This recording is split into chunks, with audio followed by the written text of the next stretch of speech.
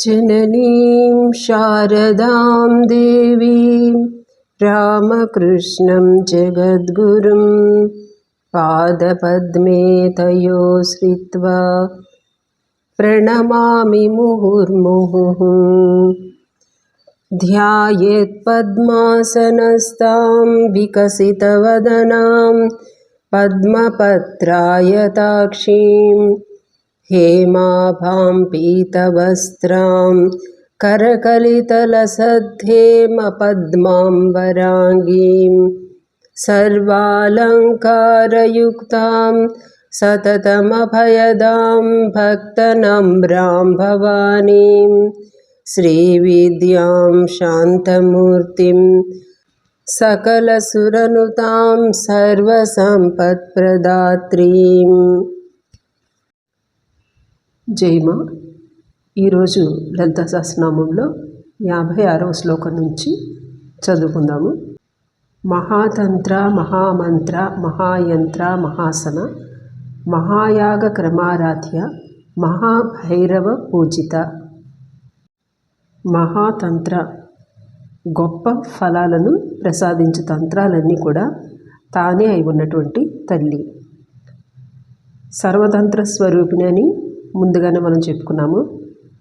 మహాతంత్ర అంటే గొప్పదైనటువంటి తంత్రము, అంటే శ్రీ విద్యా తంత్రం అన్నిట్లోకి కూడా గొప్పది. ఇది మోక్షకారకమైంది కాబట్టి మహాతంత్రం అని చెప్పబడింది. తరువాతిది మహామంత్ర, మహోత్తమైనటువంటి మంత్రాలను తన స్వరూపంగా కలది, అంటే మహోన్నతమైనటువంటి శ్రీ విద్య మంత్రస్వరూపం అని.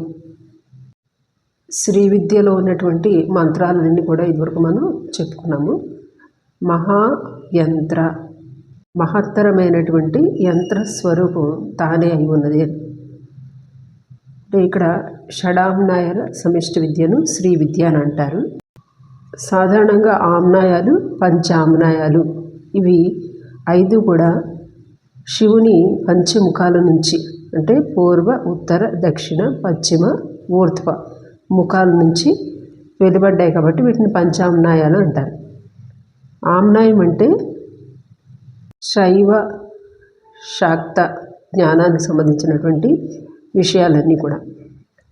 వీటితో పాటు అనుత్తర ఆమ్నాయం కూడా శ్రీ విద్యలో చెప్పబడుతుంది కాబట్టి ఇక్కడ షడామ్నాయం సమిష్టి విద్య శ్రీ విద్య అని చెప్పారు. చాలా సూక్ష్మమైనటువంటి, అంటే నిగూఢమైనటువంటి జ్ఞాన విషయాలన్నీ కూడా ఈ అనుత్తరామ్నాయంలో చెప్పబడ్డాయి. అందుకని ఈ శ్రీ విద్య అంటేనే గొప్ప మంత్రాలు, తంత్రాలు వీటన్నిటితోటి కూడింది. ఇక శ్రీచక్ర యంత్రాన్ని యంత్రరాజమని చెప్తారు. యంత్రం అంటేనే ఒక శక్తికి కేంద్రం. మంత్రశక్తి, దేవతాశక్తి, ఈ 2 కేంద్రీకృతమైనటువంటి చోటు యంత్రం. యమించగలది యంత్రం అంటే నియంత్రించగలదని. అంటే యంత్రార్చన ద్వారా బుద్ధి, ఇంద్రియాలు నియంత్రణలోనికి వస్తాయి. అందుకే యాతనా త్రాయతే ఇతి అని చెప్పారు. అంటే నరకాది యాతన నుంచి కూడా తరింపచేసేది యంత్రం. ఇలాంటి గొప్ప విషయాలన్నీ ఉన్నటువంటి శ్రీ విద్యా స్వరూపిణి కాబట్టి మహాయంత్రాన్ని చెప్పారు. మహాసన అంటే గొప్ప ఆసనము కలదే అని. భూమి మొదలగు 36 తత్వాలను ఆసనముగా కలదే అని. అంటే ఈ ప్రపంచం అంతా కూడా ఆమె ఆసనం అన్నమాట. ఆమె కూర్చుంటేనే ఈ ఆసనం, ఈ ప్రపంచం అంతా చైతన్యం అవుతుంది కనుక మహాసన అని అన్నారు. 36 తత్వాలు, పంచభూతాలు, పంచతన్మాత్రలు, పంచప్రాణాలు, పంచ జ్ఞానేంద్రియాలు, పంచకర్మేంద్రియాలు, 5 శుద్ధ తత్వాలు, 5 శుద్ధ మిశ్రమ తత్వాలు, మాయాది అశుద్ధ తత్వం, ఇవన్నీ కలిపి 36 తత్వాలుగా చెప్పారు. 5 శివతత్వాలంటే శివ, శక్తి, సాధక్య, ఈశ్వర, శుద్ధ విద్య, ఇవన్నీ కలిపి 5 శివతత్వాలుగా చెప్తారు. అలాగే మిశ్రమ తత్వాలు అంటే మాయ, పంచకోశాలు. ఎప్పుడైతే పంచకోశాలు అంటున్నామో కాలం, నియతి, రాగం, విద్య, ఇవన్నిటితోటి కలిపింది. దీన్ని మనం పురుష అని చెప్తున్నాం. అంటే ఈ మిశ్రమతత్వం మాయా పంచకోశాలు అంటే పురుష ఇది చెప్పి మిశ్రమతత్వం ఇది. అశుద్ధతత్వం అంటే అంతఃకరణం అంటే ఇందులో మనస్సు, బుద్ధి, అహంకారం, 5 జ్ఞానేంద్రియాలు, 5 కర్మేంద్రియాలు, పంచతన్మాత్రలు, పంచమహాభూతాలు ఇవన్నీ కలిపి అశుద్ధ తత్వాలని చెప్తున్నారు. అంటే మొత్తం విశ్వం అంతా కూడా తన ఆసనంగా కలదు కాబట్టి మహాసనాన్ని చెప్పబడింది. ఇక పంచబ్రహ్మాసనాన్ని మనం ముందే చెప్పుకున్నాము. 5 అంటే సద్యోజాతుడు, తత్పురుషుడు, అఘోరుడు, వామదేవుడు, ఈశానుడు. అంటే వీరి పనులను బట్టి ఇది మనం చెప్పుకుంటున్నాము.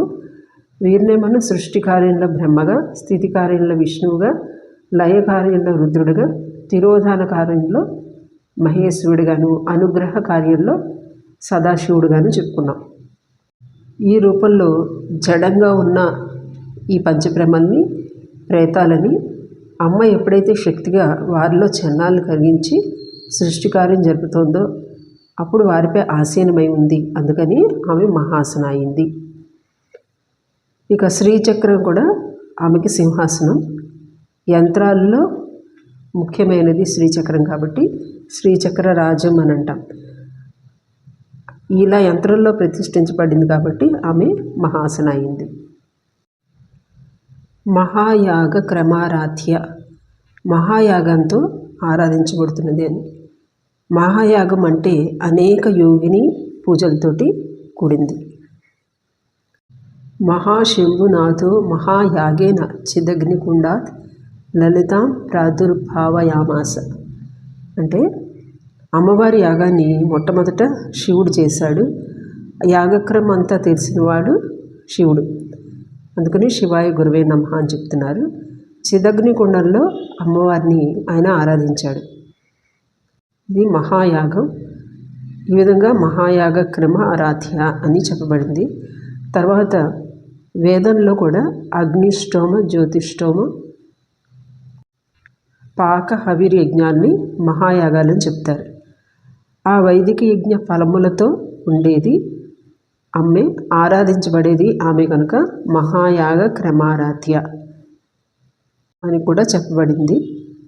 ఇక శ్రీ విద్యా యాగాన్ని, అంబా యాగాన్ని కూడా మహాయాగాలు అంటారు. శ్రీ విద్యా యాగంలో అగ్నిహోత్రంలో శ్రీచక్రంలో చెప్పుకునే నవావరణ స్వరూపాలను అక్కడ దేవతలను ఉద్దేశించి యాగం చేస్తారు. అందుకని దీన్ని శ్రీయాగం, అంతర్యాగం. శ్రీ విద్యా యాగంలో అగ్నిహోత్రంలో అంటే శ్రీచక్రంలో చెప్పుకునే నవావరణ స్వరూపాలని ఆ దేవతలందరినీ ఉద్దేశించి యాగం చేస్తారు. కాబట్టి ఇది మహాయాగ క్రమారాధ్య అని చెప్పబడింది. శ్రీ యాగం అంటే అంతర్యాగం, బహిర్యాగం అని 2 రకాలు. అంటే అనేక యోగిని పూజలతో కూడింది ఈ మహాయాగం. ఒక క్రమ పద్ధతిలో యోగిని దేవతలందరినీ పూజించుకుంటూ శ్రీచక్రంలో బిందు స్వరూపంలో ఉన్నటువంటి అమ్మకి చేసే యాగం కాబట్టి మహాయాగం అని చెప్పబడింది. దేవికి షోడశోపచారాలతోటి క్రమబద్ధంగా పూజా యాగం నిర్వహిస్తే దాన్ని మహాయాగం అని అంటాం. అయితే శరీరంగా ఉన్నప్పుడు కంటి ఎదురుగా దేవిని పొంది సేవ చేసినా కూడా వాళ్ళు చేసేది మహాయాగమే అవుతుంది. అలా అమ్మ సేవ చేసుకునే వారికి మహాయాగం, మహాయోగం కూడా లభించినట్లే. ఇదే శ్రీరామకృష్ణులు లాటు మహారాజుతో ఒకసారి అంటారు, నువ్వు ఏ దేవునైతే ధ్యానం చేస్తున్నావో ఆవిడ ఇప్పుడు నహబత్తులో చపాతీ పిండి కలుపుతుంది, నువ్వు వెళ్ళి సాయం చెయ్యి అని అంటారు. ఏదో విధంగా అమ్మని సంతృప్తిపరచడం, సంతోషపెట్టడమే మహాయాగం. అలాగే భారతీ ప్రణమాతాజీ కూడా ఒకసారి అంటారు, అమ్మ ఉద్బోధనలో ఉన్నప్పుడు యోగిన్మ, గోలప్మ అందరూ కూడా అమ్మకు సేవ చేస్తూ ఉండేవారు.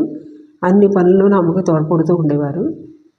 ఆ రోజుల్లో ఉద్బోధన్ అంటే అమ్మ ఉన్నప్పుడు అమ్మను చుట్టి సేవ చేసే ఈ భక్తులు వీళ్ళందరినీ ఆ ఉద్బోధన గృహంలో చూస్తే సమస్త దేవతలతోటి అమ్మ విరాజిల్లుతున్నట్టు అదొక దేవతలతో కూడిన స్వర్గధామంలా ఉండేది అని చెప్పి భారతీ ప్రణమాతాజీ తమ స్మృతుల్లో గుర్తుకు తెచ్చుకుంటారు. అందుకని అమ్మ సేవ చేసుకున్నవారు మహాయాగం చేసినట్టు అది వాళ్ళకి అదృష్టం కూడా, మహాయోగం కూడా. మహాభైరవ పూజిత, మహాభైరవుని చేత పూజింపబడుతున్నది. భైరవుడు అంటే అమిత శక్తి గలవాడు, అంటే సృష్టి స్థితి పోషణ ఆనందం ఇచ్చేవాడు సృష్టికి. అతన్ని మహాభైరవుడు అని అంటాము, అంటే శివుడు అని. ఇక్కడ మహాశివునితోటి పూజింపబడింది కాబట్టి మహాభైరవ పూజిత అన్నారు. శారదామాత కూడా శ్రీరామకృష్ణుతోటి ఆరాధింపబడ్డారు. తరువాతి శ్లోకం. మహేశ్వర మహాకల్ప మహాతాండవ సాక్షిని మహాకామేశ మహిషి మహాత్రిపుర సుందరి. మహేశ్వర మహాకల్ప మహాతాండవ సాక్షిని అంటే ప్రళయానంతరం శివుడు చేసే తాండవ నృత్యానికి సాక్షిగా ఉండి తల్లి అని అర్థం. ఇక్కడ మహేశ్వర అంటే గొప్ప ఈశ్వరుడు అని, అంటే ఆ పరబ్రహ్మాన్ని చెప్పటం అవుతుంది. మహాకల్పం అంటే 4 యుగాలు ఒక మహాయుగం.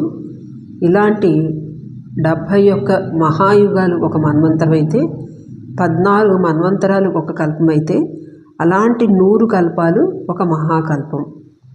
అంటే 4 71 మహాయుగాలు అంటే 284 యుగాలు ఒక మన్వంతరం అయితే ఇలాంటి 14 మన్వంతరాలు దీన్ని మహాకల్పం అని చెప్తారన్నమాట. మహాకల్పం చివరిలో సృష్టి మొత్తాన్ని కూడా తిరోధాన క్రమంలో తనలోకి లాగివేసుకుంటాడు. ఇదే మహేశ్వర రూపం. ఆ శివుడిని వామదేవుడు అని కూడా చెప్తాం మనం. ఇక సృష్టి అంతా వెనక్కి లాగేసుకోబడడం వల్ల వేరు చూసేవారు ఎవరు లేరు. అప్పుడు ఆయన ఏ శక్తి ద్వారా లాక్కుంటున్నారో అది ఆయన శక్తి.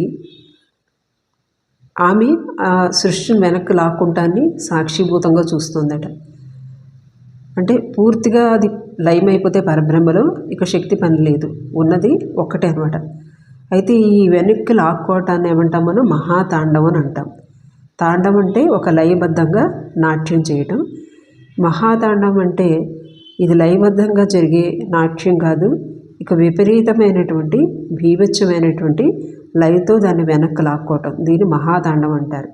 దీనికి సాక్షికి ఎవరు మిగలలేరు, ఉన్నది ఆ శక్తి ఒక్కటే సాక్షి. ఇంకని మహేశ్వర మహాకల్ప మహాతాండవ సాక్షిని అన్నారు. శారదామాత శ్రీరామకృష్ణ నిర్యాణ సమయంలో సాక్షిభావంగా ఉంటారు.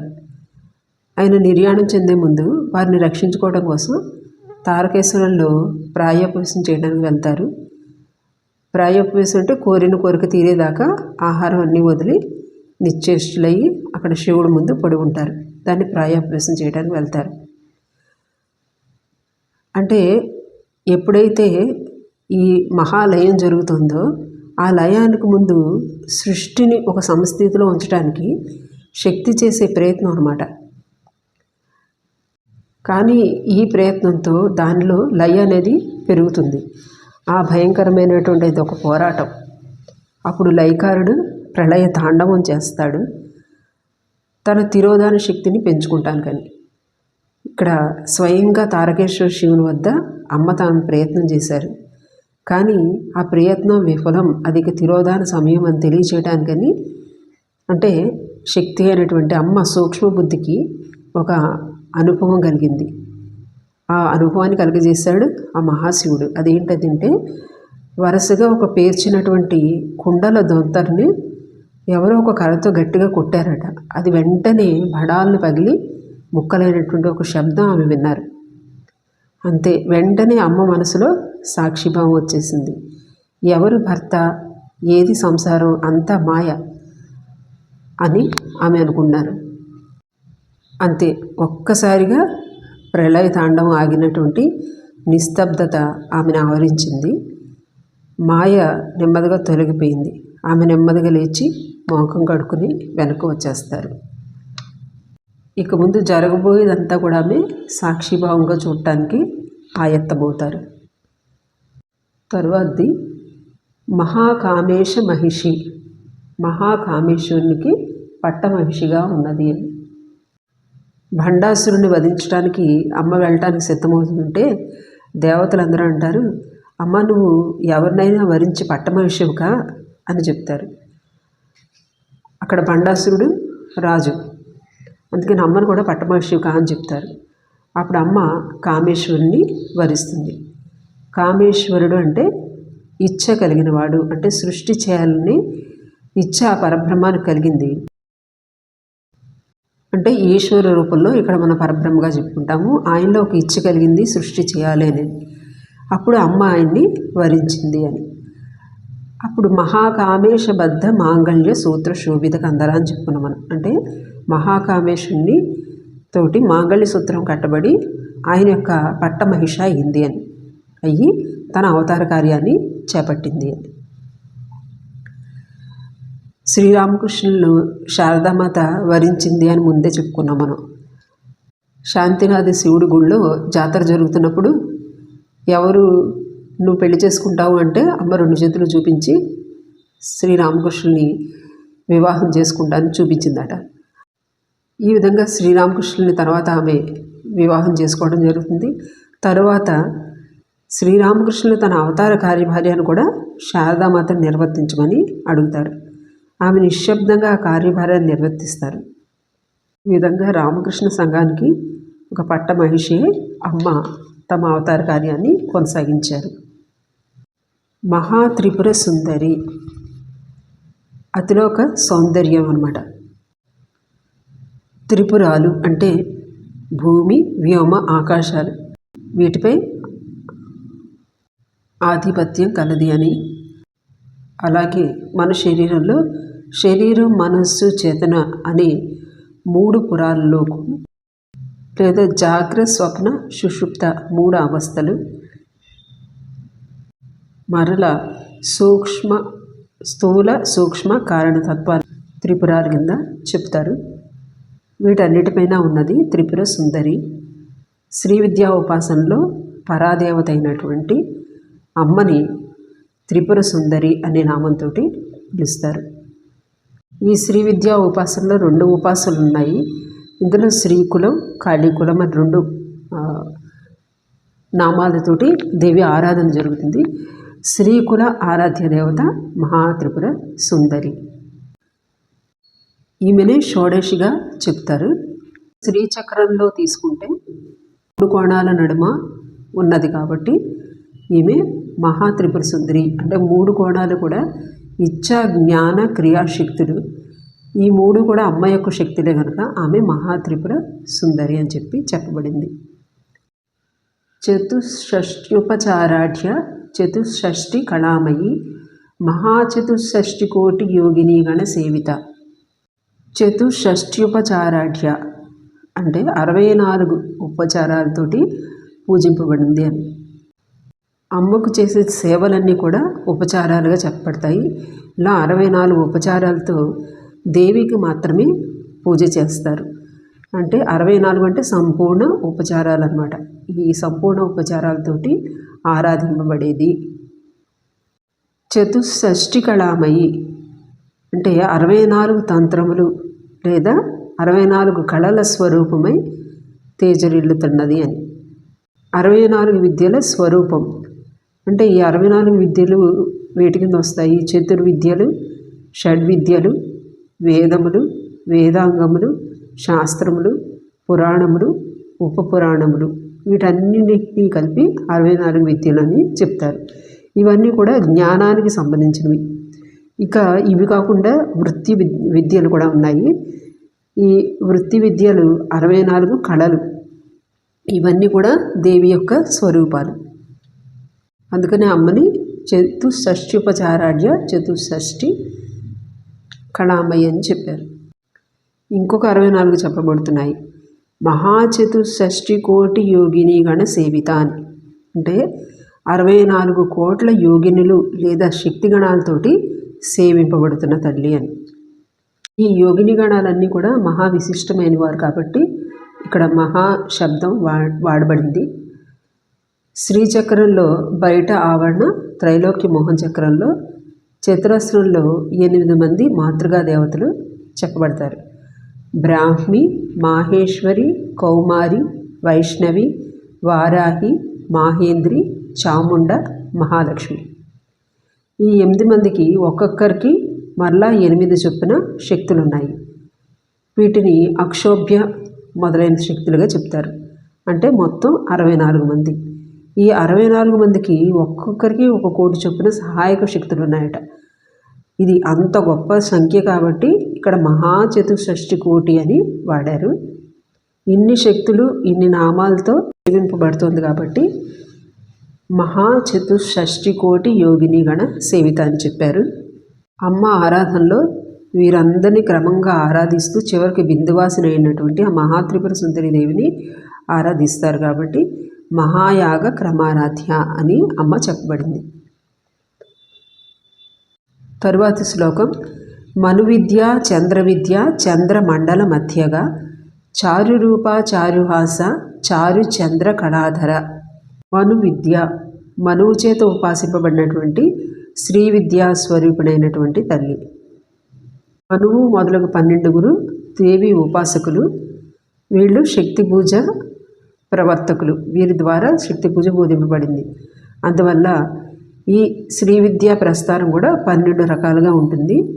మొదటమైనటువంటి మనువు పేరుతో ప్రశస్తమైనటువంటి విద్యాస్వరూపిణికి నమస్కారం అని భావం.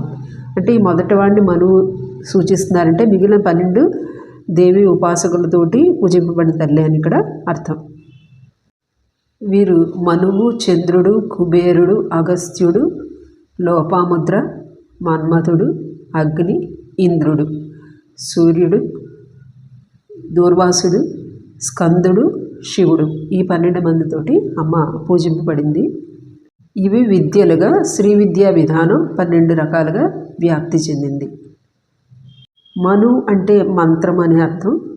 మంత్రములతోటి ఆరాధింపబడుతుంది కాబట్టి మను విద్య అని కూడా చెప్పబడింది. ఇది ఒక మనువుకి బ్రహ్మ శ్రీ విద్యారాధన తెలియజేశాడు. మనువు ద్వారా ఆరాధింపబడిన ఈ విద్యా విధాన్ని మను విద్య అని చెప్తున్నాం. తర్వాత చంద్రుడు ఆరాధించాడు కాబట్టి చంద్ర విద్య అని చెప్పబడింది. అయితే మను విద్య అని 12 మందిని అక్కడ చెప్పాక మళ్ళీ చంద్ర విద్య అని మళ్ళీ చెప్తున్నారు. అంటే ఇక్కడ చంద్రునితో ఉపాసించబడినటువంటి శ్రీ విద్య అనే మాత్రమే కాకుండా ఇక్కడ అమ్మ స్వరూపాన్ని తెలియజేస్తున్నారు. అంటే చంద్రుడిని సోముడు అని అంటారు. సోమం అంటే యజ్ఞ ప్రక్రియలో భాగంగా తయారు చేసేబడే ఒక పానీయాన్ని సోమం అని అంటారు, సోమరసం. ఈ సోమరసంలో ఉండి దేవియే ఆ సోమరసంలో ఉండి ఆనందాన్ని ఇస్తుంది. దేవి సూక్తంలో అమ్మ చెప్తుంది సోమరసంలో ఉన్నది నేనే అని. ఈ సోమపాన విద్యని శ్రీ విద్యలో అమృతాన్నిచ్చి అంటే శ్రీచక్రంలో అమ్మకి నైవేద్యించబడిన దాన్ని గ్రహణం చేయడాన్ని అమృతం అని అంటారు. ప్రసాదంగా దీన్ని పానం చేస్తారు. ఇదే సోమలత కుండలిని యోగంలో అంటే కుండలిలో ప్రసరించేటటువంటి చిదేక రసరూపిణి అంటే సహస్రార కమలంలో అమృత రసాన్ని గ్రహించి ఆస్వాదించడం. దీన్ని అక్కడ సోమపానం కింద చెప్పారు కుండలిని యోగంలో. కుండలిని శక్తి అగ్ని సూర్య మండలాలను దాటి చంద్రమండలాన్ని చేరుకున్నప్పుడు అక్కడ చంద్రబింబం కరిగి నాడుల్లో స్రవించి ఆనందాన్ని కలుగజేస్తుంది అని చెప్పుకున్నాం మనం ఇంతకుముందు. దీన్ని ఈ చిదేక రస రూపిణి స్వరూపం అమ్మ కాబట్టి ఇక్కడ చంద్ర విద్య అని చెప్పబడింది. ఈ శ్రీ విద్యా ఉపాసన ద్వారా చంద్రమండలాన్ని చేరుకుంటున్నారు కాబట్టి చంద్ర విద్య అని చెప్పబడింది. ఇక చంద్రమండల మధ్యగా అంటే సహస్రారంలో శివశక్తుల ఏకరూపమైనటువంటి చంద్రమండలంలో ఉన్న శక్తి అని. కుండలిని యోగంలో క్రింది 2 చక్రాలని అగ్నిమండలం, తర్వాత 2 చక్రాలు సూర్యమండలం అని, చివరి 2 చక్రాలని చంద్రమండలం అని చెప్పుకున్నాం. వాటి మధ్యలో ఉన్నది అమ్మ. ఇక్కడ శివుడు శక్తి అభేదం. ఇక శ్రీచక్రంలో చెప్పుకున్న శ్రీచక్రంలో మొదటి 3 ఆవరణలు అగ్ని, తరువాతి 3 సూర్యమండలం, చివరి 3 మండలాలు చంద్రమండలం అని చెప్పుకుంటారు. ఈ మండలం మధ్యలో ఉంది కాబట్టి చంద్రమండల మధ్యగా అని కూడా చెప్పబడింది. చారు రూప, అందమైన రూపము కలది అని.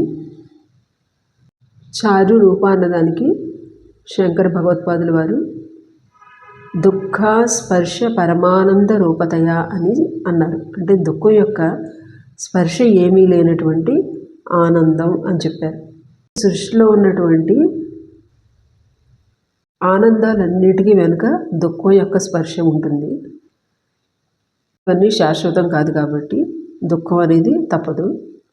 అయితే అమ్మ రూప వీక్షణతో ఆ దుఃఖ స్పర్శలన్నీ పోయి శుద్ధ ఆనంద స్వరూపిణి ఆమె, సచ్చిదానంద తత్వం ఆమె తత్వం కాబట్టి ఆమె చారు రూప అని చెప్పబడింది. చారు హాస, ఆమె యొక్క ఆనందాన్ని ఇచ్చే ఆ తత్వం అంతా కూడా ఆమె నవ్వులో ప్రతిబింబిస్తూ ఉందట. అందుకని అందమైన నవ్వు కలది అని అన్నారు. అమ్మ దరహాసం చూస్తే మన దుఃఖాలన్నీ పోయి మనస్సు ఆనందంతో నిండిపోతుంది.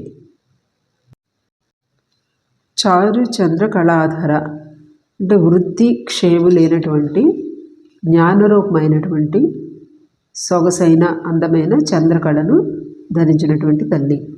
అంటే ఇక్కడ చంద్రకళను చెప్పగానే జ్ఞానం, ఆనందం, సౌమ్యత్వం ఇవన్నీ కూడా మనకి జ్ఞప్తికి వస్తూ ఉన్నాయి. ఇలాంటి దాన్ని ధరించినటువంటిది దేవి. చరాచర జగన్నాథ చక్రరాజ నికేతన పార్వతీ పద్మనయన పద్మరాగ సమప్రభ. చరాచర జగన్నాథ అంటే కదిలేది కదలనిది ఉన్నటువంటి ఈ జగత్తుకు నాయకురాలు అని. జడశక్తి, జడాత్మక, చేతన రూప అని మనం అమ్మని చెప్పుకున్నాము. కదిలేదానికి కదలదానికి అంతా కూడా ఆమె శక్తి అందులో ఉంది. ఆమె ఇచ్చ కూడా అక్కడ ఉంది. అందుకని ఆమె నాయకురాలి సృష్టి అంతటికి. చక్రరాజ నికేతన, చక్రరాజ్యంలో ఉండునదని. అంటే శ్రీచక్రాన్ని చక్రరాజ్యం అని చెప్తున్నాము. ఇందులో ఉంది కాబట్టి చక్రరాజ నికేతన. ఇక ఈ విశ్వమే ఒక శ్రీచక్రం, మన శరీరం ఒక శ్రీచక్రం అని చెప్పుకున్నాం. అంటే పిండాండం, బ్రహ్మాండం ఈ రెండింటిని కూడా సమన్వయపరచటమే శ్రీచక్రోపాసన. అంటే ఇది స్థూలం నుంచి సూక్ష్మానికి ప్రయాణం. శరీరంలో మూలాధారం అంటే త్రైలోక్య మోహన చక్రం అని, స్వాధిష్టానంలో షోడశదళ పద్మం, మణిపూరంలో అష్టదళ పద్మం, హృదయంలో చతుర్దశ దళ పద్మం, దీన్ని మన్వస్త్రం అని కూడా మనం అంటున్నాము. కంఠం దగ్గర బహిర్దశార చక్రం, భ్రూమధ్యంలో అంతర్దశార చక్రం, లలాటంలో అష్ట త్రికోణ చక్రం, తల పై భాగంలో త్రికోణ చక్రం. ఇవన్నీ క్రింద నుంచి పై వరకు మన శరీరంలో చూపించే చక్రాలు. అంటే స్థూలం నుంచి నెమ్మదిగా సూక్ష్మ వైపు చూపించే చక్రాలు. ధారం నుంచి ఈ చక్రాలన్నీ దాటుతూ సహస్రారాన్ని చేరటమే శివశక్తుల సమాగమం అని చెప్తున్నాం. అంటే ఈ చక్రాలన్నింటిలోనూ ఉన్నది కనుక కుండలిని రూపంలో ఆమె చక్రరాజ నికేతన అని చెప్పబడింది. శ్రీచక్రంలో బిందు స్వరూపం ఆమె కాబట్టి చక్రరాజ నికేతన అని చెప్పబడింది. తరువాతి నామం పార్వతి. దుర్గా నామంలానే పార్వతీ నామానికి కూడా అనేకమైనటువంటి అర్థాలు ఉన్నాయి. పర్వతరాజు కుమార్తె కాబట్టి పార్వతి అని. పార్వతి అన్న ఉమా, హైమవతి అని చెప్పిన అంటే ఈ నామం ఉపనిషత్తులో మనకి పేర్కొనబడింది. కేనోపనిషత్తులో హైమవతి అన్న హిమవంతుని పుత్రిక. ఈమె దేవతలకు బ్రహ్మ విద్యను బోధించింది కాబట్టి బ్రహ్మ విద్యా స్వరూపిణి. ఇక పర్వతం అంటే కదలనిది అని. అంటే దీన్ని ఉపనిషత్తులో మనం కూటస్థం అచలం ధ్రువం అని బ్రహ్మవర్ణన చేయబడింది.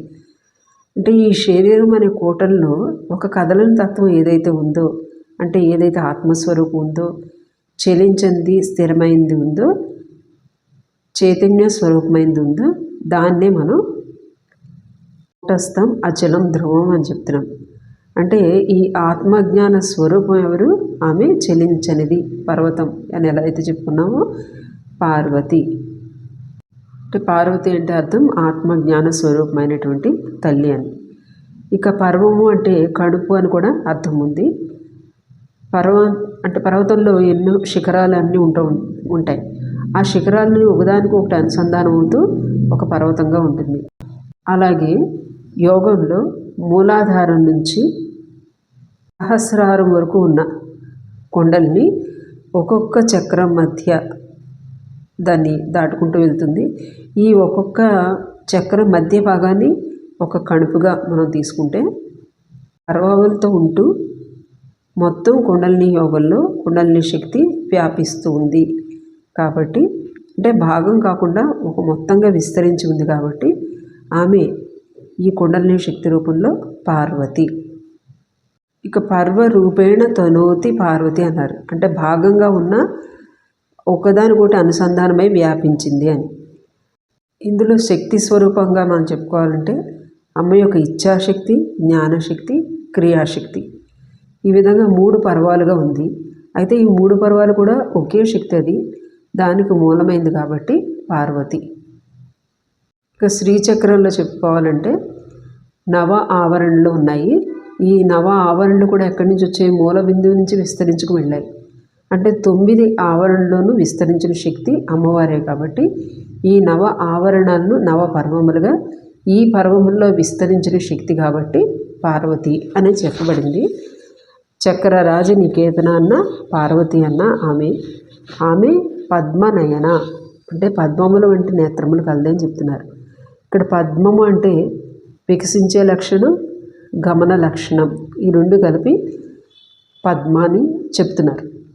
వికసించే లక్షణం, గమన లక్షణం కలిగింది ఎవరు? సూర్యచంద్రులు. అందుకని సూర్యచంద్రులే నేత్రముగా కలదని ఇంకొక అర్థం. తర్వాత నామం పద్మరాగ సమప్రభ అంటే పద్మరాగ మణివలే ప్రకాశవంతమైనటువంటి దేహఛాయ లేదా ప్రభ కలిగినది అని. పద్మరాగం అనేది ఎర్రని కాంతితో ప్రకాశవంతమైనటువంటి మణి.